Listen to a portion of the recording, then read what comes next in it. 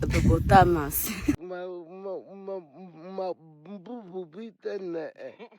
In the heart of Tanzania's Great Rift Valley, near the shimmering, soda-crusted shores of Lake Eyasi, live a truly remarkable people.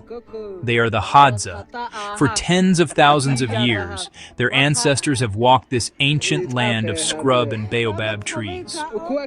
Today, their population is perilously small, estimated to be around 1,300 individuals. Of these, perhaps only 300 or 400 still follow the old ways completely. They are one of the last remaining hunter-gatherer communities on Earth. Their existence offers a rare and precious window into a way of life that sustained humanity for the vast majority of our time on this planet. They live not by planting crops or herding animals, but by their wits, their deep knowledge of the wild, and their extraordinary connection to the natural world.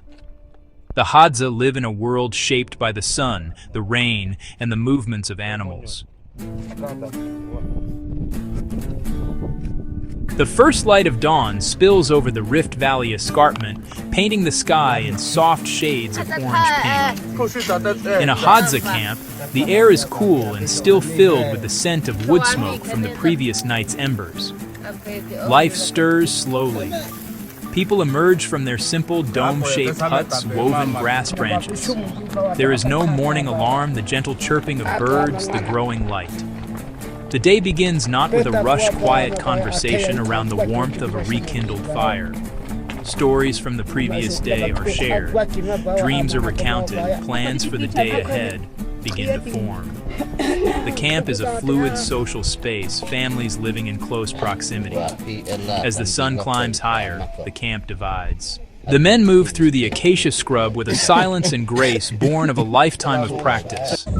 Their eyes are constantly scanning, not just the horizon but the ground, the trees, and the sky. Every broken twig, every faint track in the dust, every alarm call of a bird tells a story. They are reading the living language of the bush. A hunter's success depends on this deep literacy of the wild. He must understand the habits of his prey, where a warthog might sleep during the heat of the day, or which trails a giraffe is likely to follow to a water source. The primary weapon of the Hadza hunter is the bow and arrow.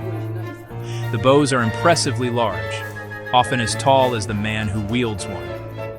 Drawing such a bow requires immense strength. The arrows are a marvel of ingenuity. Some are simple wooden shafts with fire-hardened tips for hunting birds and smaller animals. Others are fitted with sharp metal heads, often fashioned from a flattened nail acquired through trade. But their most formidable arrows are those tipped with poison. This black gummy substance is carefully prepared from the boiled sap of the desert rose shrub. It is a potent cardiac poison that can bring down an animal as large as a zebra or an eland, yet the meat remains safe to eat once cooked. While the men hunt for meat, the women provide the bulk of the Hadza diet through their gathering. Their knowledge is a botanical library passed down from mother to daughter. They can identify hundreds of different plant species, edible, medicinal, poisonous. Their primary targets are underground storage organs, tubers rich in carbohydrates. Fire-hardened digging sticks locate and unearth wild potatoes from hard, dry soil. This is strenuous work requiring strength, skill, and an unerring eye for the subtle signs on the surface that indicate food lies beneath. One of the most important food sources is the baobab tree, a cornerstone of their survival. Large velvety seed pods hold dry, chalky pulp, rich in vitamin C calcium. Pulp eaten as is or mixed with water to create a nutritious and refreshing drink. Seeds roasted and eaten for fats. The language of the Hadza people, known as Hadzan, is as unique as their way of life. It is a linguistic island, unrelated to any other language on Earth. One of its most striking features is the use of click consonants, sounds made by drawing air into the mouth with the tongue. These sharp, percussive sounds are woven into the flow of speech, giving Hadzane a distinctive rhythm. Linguists are fascinated. Click languages may be among the most ancient forms of human communication. offering a potential link to the origins of speech. Hearing it is like listening to a living echo from the distant past. Hadzabe is perfectly adapted to a hunter-gatherer existence. Rich vocabulary, specific plants, animals, landscapes of the Lake Eyasi region, precise words for different types of terrain, stages of ripeness of a berry, subtle signs left by an animal.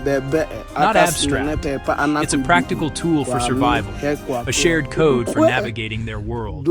When a hunter returns, he can describe the location of a kill or where he saw promising tracks.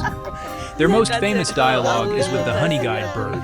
The calls and whistles used to interact are a specialized part of their language, developed for a single vital purpose. Hadza society is profoundly egalitarian.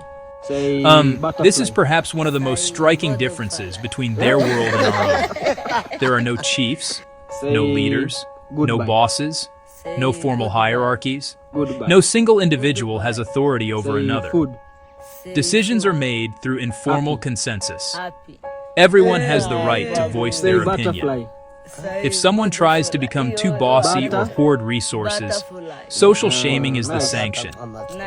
In extreme cases, the group simply walks away and forms a new camp elsewhere. This social leveling mechanism keeps cooperation, not competition, as the guiding principle. This egalitarianism is built on sharing. For the Hadza, sharing is not charity. It's a rule of survival. A hunter brings back a large animal to camp. The meat is divided and distributed among all members, regardless of who made the kill. Gathered foods are shared within families and with neighbors. This system, demand sharing, means anyone can ask for a share. Requests cannot be reasonably refused. That creates a social safety net so no one goes hungry. For thousands of years, the Hadza have lived in relative isolation, masters of their domain. But today, their ancient way of life is under severe threat from the outside world. The most significant pressure is the loss of their land. Their traditional territory once spanned thousands of square kilometers and has been shrinking at an alarming rate. Neighboring pastoralist groups, the Datoga, the Sukuma, are expanding their herds of cattle and goats, moving deeper into Hadza lands. The livestock overgraze the land, browse on the plants the Hadza rely on, and drink from scarce water sources, pushing out the wild animals that the Hadza depend on. Agriculture is another encroaching force. Farmers are clearing the bush to plant onions, maize, and other cash crops, transforming the wild landscape into a patchwork of fields. Slash and burn agriculture destroys native vegetation, including baobab trees and tuber-producing plants essential to Hadza survival. Faced with these mounting pressures, the Hadza are not passive victims. They are actively fighting for their future, demonstrating resilience and adaptability. One key front is the fight for legal recognition of their land rights. With help from legal aid groups and international advocates, they are working to secure official land titles. It's slow and difficult, but there have been significant victories. These victories give them a legal basis to push back against encroachment. The Hadza have also joined global conservation efforts through carbon credit projects. By protecting forests, they prevent carbon emissions. Companies can buy carbon credits from Hadza communities. The sales create a community fund. Fund use, healthcare, fund use, education, fund use, hiring land patrols. Land patrols guard against poachers. Land patrols guard against illegal loggers. The arrangement is complex and sometimes controversial. It represents a novel alignment between Hadza interests and global environmental goals. The Hadza engage deeply with researchers, anthropologists, geneticists. These exchanges can be mutually beneficial. GPS tracking studies with Hadza foragers show how much land they use. That data has been crucial in legal land rights battles. Academic research becomes a tool for advocacy efficiency and survival. The story of the Hadza is more than just a fascinating glimpse into an ancient way of life. It is a mirror held up to our own. In their world, we can see the echoes of a lifestyle that sustained all of humanity for 99% of our history. Their resilience, their deep knowledge of the natural world, their social cohesion offer profound lessons for a modern world, grappling with environmental crisis and social inequality. They teach us that wealth is not measured in possessions, but in strong community bonds and in a healthy environment. They show it's possible to live sustainably without destroying the ecosystems that support us. Their intimate connection to their land calls for protecting what remains of the wild. They are an integral part of the ecology. Their foraging disperses seeds. Their landscape knowledge is a living library of biological information. Protecting the Hadza means protecting their territory. Fighting for their land rights is fighting for biodiversity, for wildlife survival, and for the health of whole ecosystems. It is a mirror held up to our own. In their world, we can